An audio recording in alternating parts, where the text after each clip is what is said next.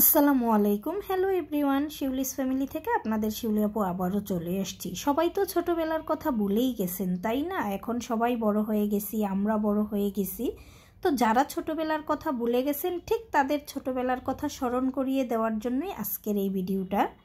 তো প্রথমে এখানে দেখেন একটা হাঁড়িতে অল্প একটু পানি, সামান্য একটু লবণ, একটু হলুদের গুঁড়া দিয়ে গরম করে নিছি পানিটা। তারপরে এখানে দিয়ে দিলাম অল্প করে মুরগির কলিজা। তো এই কলিজাগুলো ঘরে জমে গেছিলো। দেখা যায় যে এমনিতে মাংস রান্নার সময় কলিজাটা দেওয়া হয় না, কারণ আগে মেয়ে যখন বাংলাদেশে ছিল তার পছন্দের খাবারটাই ছিল মুরগির কলিজা। তো এখন তো আর সে নাই, আর এমনিতে কলিজা দিলে বাচ্চারাও খেতে চায় না, বলে মজা লাগে না।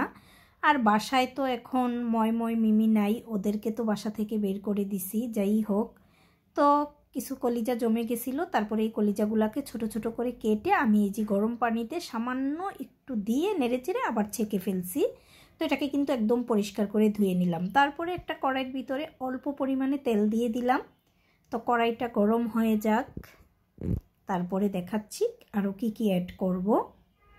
তো প্রথমে এখানে দেখেন আমি কাঁচামরিচ, পেঁয়াজ কলি আর গাজর আর পেঁয়াজ কুচি করে নিছি। তো প্রথমে আমি এখানে দিয়ে দিলাম পেঁয়াজ কুচি। তো পেঁয়াজটাকে খানিকটা নেড়েচেড়ে একটু যখন নরম হয়ে যাবে তখন আমি এইখানে অ্যাড করে নিলাম ওই যে ধুয়ে রাখা মুরগির কলিজাগুলো। দেখতেই পাচ্ছেন একদম কাচের মতো স্বচ্ছ দেখা যাচ্ছে। তারপরে এই যে কলিজা আর পেঁয়াজ আবারও হালকা তেলের মধ্যে সামান্য একটু ভেজে নিলাম। আর এখন দিয়ে দিলাম পরিমাণ মতো নুন। তারপরে দিয়ে দিলাম সামান্য একটু জিরার গুঁড়া, দিয়ে দিলাম একটু গরম মশলার গুঁড়া, তারপরে দিয়ে দিলাম এইখানে সাদা গোলমরিচের গুঁড়া, দিয়ে আবারও নেড়েচেড়ে একটু ভেজে নিতেছি। এখনই কিন্তু সুন্দর একটা ফ্লেভার চলে আসছে। তারপরে এখানে অ্যাড করে নিলাম এই যে পেঁয়াজ কলিগুলো, তো ছোট ছোট করে কেটে নিলাম, আর সাথে ওই যে কাঁচামরিচ কেটে নিয়েছি সেটাও দিয়ে দিলাম। দিয়ে আবারও কিছুক্ষণ কলিজাগুলোর সাথে নেড়েচেড়ে নিলাম। পেঁয়াজ কলিটাও একটু নরম হয়ে গেছে, আর কি সুন্দর সবুজ সবুজ দেখা যাচ্ছে। এখন আমি এখানে দিয়ে দিলাম একটু টমেটো সস। তো এই টমেটো সসটা দিয়ে আবারও মিশিয়ে নিতেছি। আরও স্বাদটুকু বেড়ে যাওয়ার জন্যই কিন্তু এই টমেটো সসটুকু দেওয়া। তো এইখানে আরও মজা হতো যদি একটু ম্যাগি মশলা দিতে পারতাম, তো খেয়াল ছিল না, সেজন্য আর দেওয়া হয়নি। এখন আমি এইখানে দিয়ে দিলাম গাজর কুচি। তো এটাকেও আমি গ্রেট করে নিছি, গাজরগুলো একদম চিকন চিকন করে দিয়ে দিলাম। দিয়ে আবারও একটু নেড়েচেড়ে মিশিয়ে জাল করে নিব। বেশিক্ষণ কিন্তু জাল করতে হবে না, মনে হয় কি 5 মিনিটের মধ্যেই রান্নাটা শেষ হয়ে যাবে। এরকম একদম কড়াইতে লাগবে না, ঝরা ঝরা থাকবে। এই তো হয়ে যাচ্ছে। তো একটু পরেই কিন্তু আমি কড়াইটা তুলে ফেলবো আর কি। তো কলিজাটা এইভাবে সব কিছু দিয়ে দিছি, তাই কিন্তু খেতে আর স্বাদের কোনো হেরফের হবে না, খারাপ লাগবে না, ভালোই লাগবে। দেখা যাক, এখন এটাকে তুলে ফেলবো। তো এই যে তুলে ফেলছি, ঠান্ডা করে নিতেছি। আর সাথে কিন্তু কিছু ধনিয়া পাতাও কুচি করে দিয়েছিলাম, সেটা অফ ক্যামেরায় আর দেখানো হয়নি।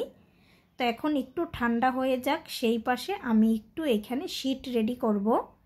তো এটা ঠান্ডা হওয়ার অপেক্ষায় আছি আর কি। আর আমি শীটগুলো আলাদা করে নিতেছি অফ ক্যামেরাতে। আবার এই ফাঁকে ছেলে দেখেন এইখানে আবার এই যে শসা, লবণ, মরিচের গুঁড়া আর ধনিয়া পাতা দিয়ে নিয়ে আসছে মেখে। তারপরে একটু খেয়ে নিলাম, আর সেই ফাঁকে ওই যে শীটগুলোকে আলাদা করে নিলাম।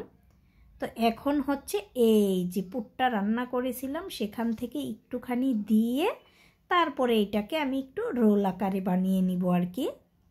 তো দেখেন কিভাবে আমি রোলটা পেঁচিয়ে নিব সেই প্রসেসটা দেখাবো। আর এখানে একটু আটা আমি আলাদা পানি দিয়ে একটু গুলে রাখছিলাম, সেটা সাইডে দিয়ে দিলাম। তো সুন্দর মতো লেগে যাবে আর ছুটবে না, এই যে দেখতেই পাচ্ছেন। আর এখন হাত দিয়ে এইভাবে ঘুরিয়ে পেঁচিয়ে একটা রোল বানিয়ে ফেলবো আর কি। অল্প উপকরণে অল্প সময়ে খুব মজাদার একটা খাবার রেডি হয়ে যাবে, দেখতে থাকুন। তারপরে এই যে একটু আঠাটা লাগিয়ে দিলাম জাস্ট একটু সিল করার জন্য। তো এখন আর এই সাইডটা ছুটে যাবে না আর কি। যাই হোক, এই তো সুন্দর রেডি করে ফেললাম একটা।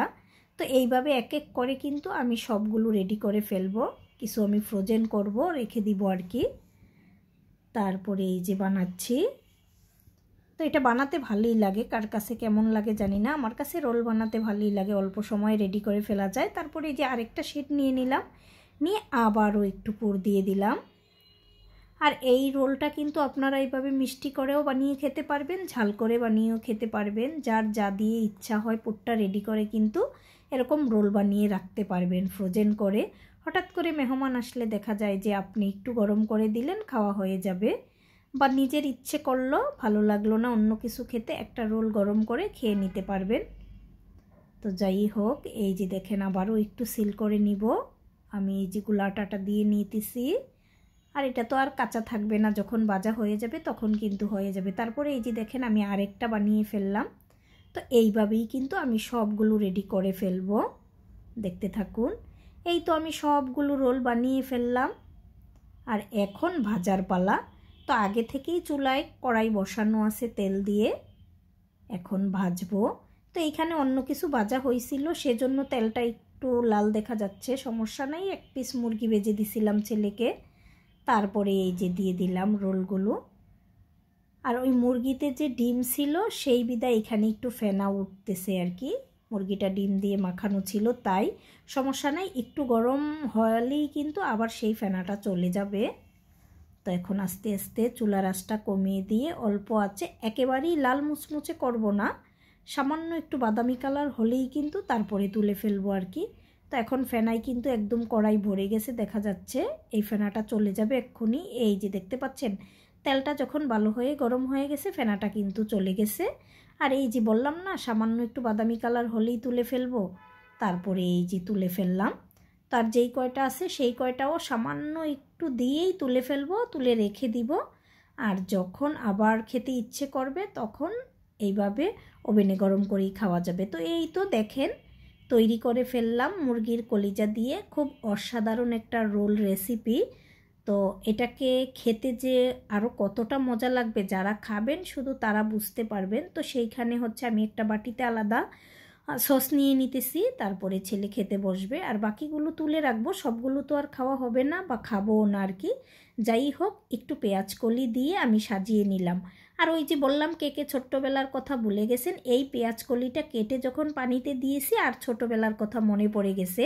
ছোটবেলায় যখন গ্রামে আমরা খেলাধুলা করতাম তখন দেখা যেত যে নারিকেলের যেই মালাগুলো সেগুলো দিয়ে আর কচুরিপানার যেই শিকড় সেটা দিয়ে আমরা বিভিন্ন রকমের কাটাকাটি করে রান্না বাড়া করতাম, তাই মনে পড়ে গেল। তো সবাই সুস্থ ও সুন্দর থাকুন। আসসালামু আলাইকুম, আল্লাহ হাফেজ।